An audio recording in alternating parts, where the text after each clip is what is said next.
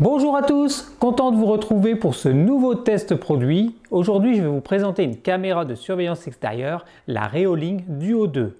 Reolink, ça vous dit peut-être quelque chose puisque l'an dernier, j'ai déjà testé une caméra de la marque, la Argus 3 Pro, une super caméra qui est installée dans mon jardin et qui me fonctionne très bien. Je vous mets le lien de la vidéo ici dans le coin. Aujourd'hui, on est sur un nouveau modèle, c'est la Duo 2. C'est une caméra qui peut voir à 180 degrés grâce à deux objectifs. Les deux images sont combinées pour en reproduire une seule super large. Donc c'est aussi une caméra Wi-Fi et elle est sur batterie. Et pour ne pas avoir à la recharger, j'ai en plus reçu le panneau solaire qui va avec. Allez, on va déballer tout ça, l'installer et vous présenter ça en détail. C'est parti!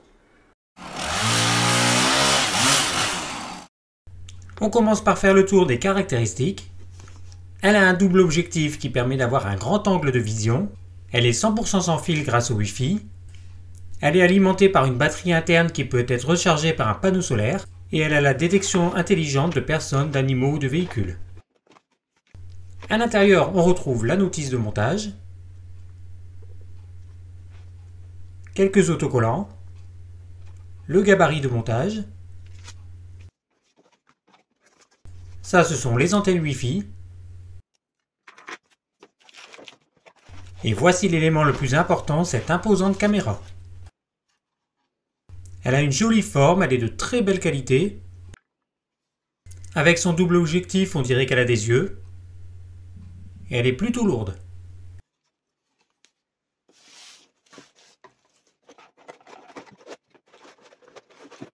Ensuite, on trouve un support pour la fixer au mur ou au plafond.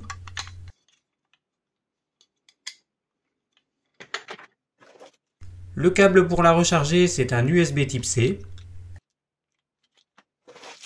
La visserie est fournie. Une sangle pour l'accrocher autour d'un poteau ou un arbre par exemple. Et un tournevis. On peut fixer le support sous la caméra si on fixe la caméra au mur. Mais si je tourne cet axe, je peux le fixer au-dessus de la caméra et la fixer sur un plafond par exemple.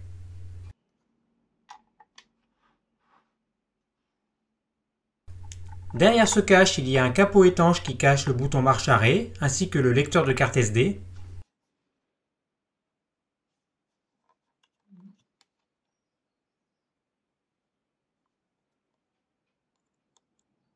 Je mets la caméra en marche et au bout de quelques secondes, elle commence à parler.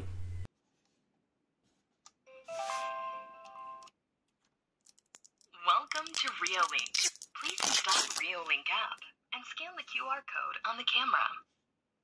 Willkommen bei Reolink. Bitte Reolink App installieren und den QR-Code auf der Kamera scannen. Bienvenue à Reolink. Veuillez installer l'application Reolink et scanner le code QR sur la caméra.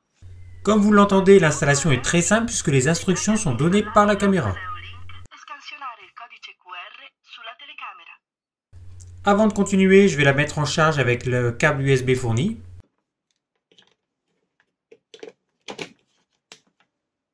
J'ouvre l'application Reolink et j'appuie sur le plus pour ajouter un nouvel appareil. Je scanne le QR code qu'il y a derrière la caméra. Je n'ai pas encore configuré le Wi-Fi sur cette caméra, je vais suivre l'assistant.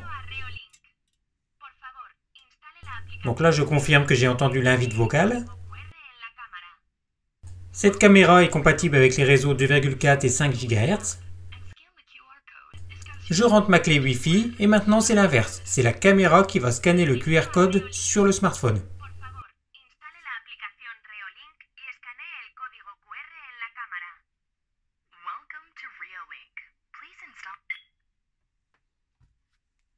La caméra se connecte avec votre routeur. Veuillez patienter. Je confirme que la connexion est OK et je clique sur suivant.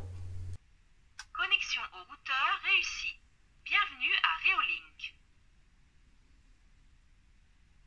Connexion au routeur réussie. Bienvenue à Reolink. Là, je choisis un mot de passe de sécurité propre à cette caméra. Ça servira ensuite pour le partage. Et là, je choisis un nom pour la caméra.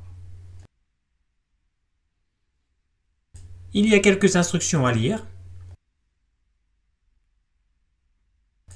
Et voilà, c'est terminé. J'ouvre la caméra et je passe en lecture directe.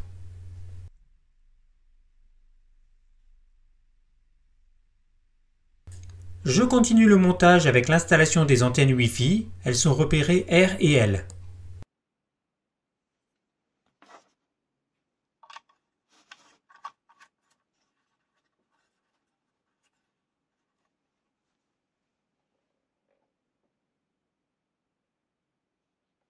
Comme je vais la fixer sous mon cache-moineau, je fixe le support par le haut.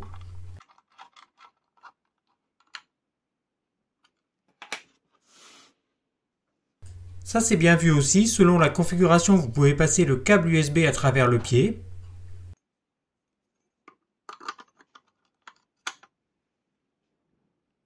Pour les enregistrements, j'ai acheté une carte micro SD de 128 Go. Il suffit de l'installer dans son logement et je mets en marche la caméra.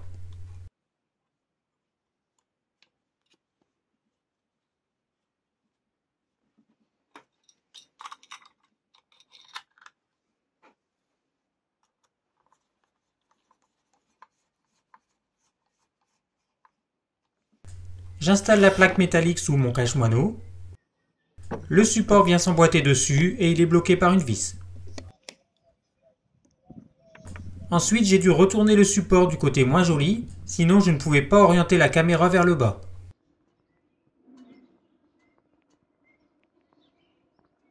Je passe au déballage du panneau solaire, donc attention, il existe deux modèles chez Reolink, celui-là c'est le plus puissant. Il est plus grand que celui que j'ai eu l'an dernier, il est toujours aussi bien fini. Il est fourni avec un long câble terminé par un port USB type C. Le support métallique est orientable dans tous les sens. Ensuite, on va retrouver la sangle, l'adaptateur USB et la visserie, ainsi que la plaque de fixation. Je visse le support sous la gouttière juste au-dessus de la caméra. J'ai fixé le câble sur le pied de la caméra. Et je le raccorde à la prise USB.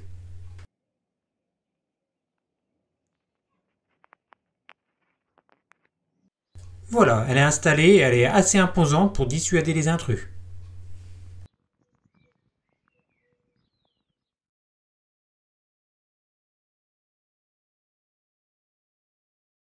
On va faire un petit tour de l'application maintenant. Donc à l'ouverture, elle passe sur la vue directe. Si j'oriente le téléphone, je passe en plein écran. Donc bien sûr, la vue est super large, mais on peut zoomer et se déplacer à l'endroit où on veut.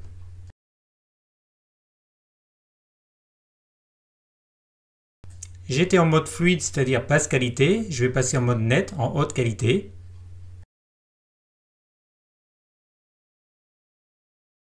Là, on est sur la résolution maximale et l'image est très nette.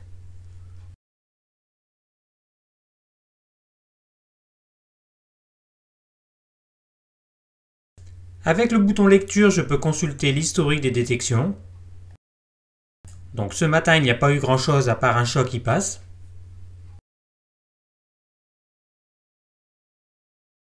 Il y a un calendrier qui permet de choisir le jour où on veut consulter. Et chaque ligne bleue dans la ligne de temps en bas correspond à une détection et à un enregistrement. Donc là, j'en ai énormément car j'avais du monde à la maison hier.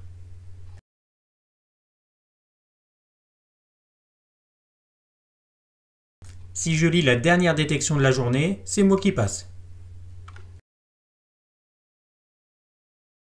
Donc voilà, on a cette ligne bleue en bas avec chaque détection qu'il y a eu sur la journée et les miniatures juste au-dessus pour avoir un aperçu de la vidéo.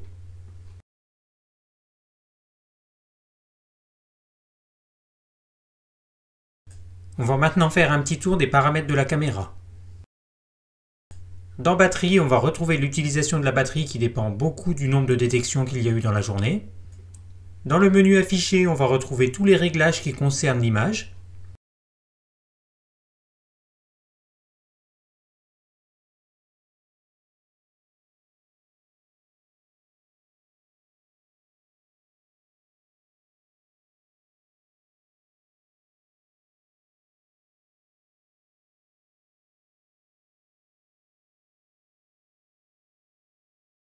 le menu lumière qui permet d'afficher ou non la LED ainsi que le projecteur.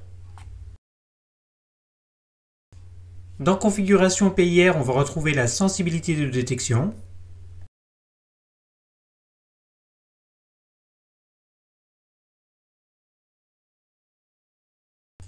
Dans le menu alerte de détection, on va pouvoir affiner la zone de mouvement ainsi que la sensibilité. On va même pouvoir colorier des zones qui doivent être ignorées.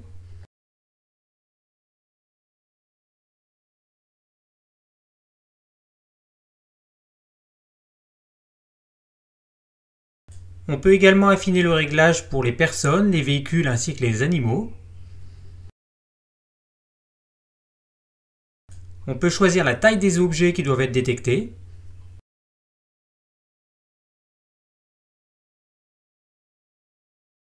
Dans ce menu, on va retrouver tous les réglages qui concernent l'enregistrement sur la carte SD, la durée ou les plages horaires par exemple,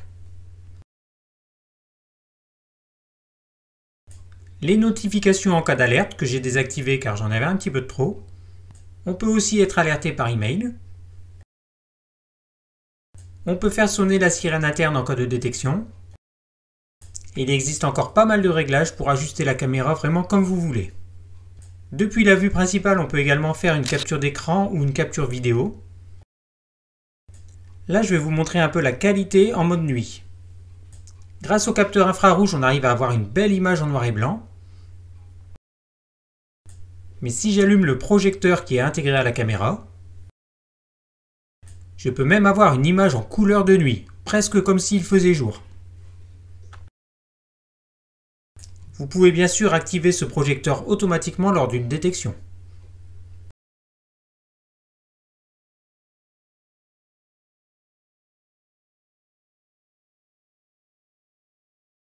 Une autre fonctionnalité sympa que je n'ai trouvée que chez Reolink, ce sont les timelapses. Ça permet d'enregistrer de longues séquences dans le temps et de les afficher en accéléré. On a toutes sortes de réglages selon les besoins, ça peut aller de quelques jours à quelques mois par exemple. Moi j'ai choisi d'enregistrer 24 heures et je vous mets ça en accéléré.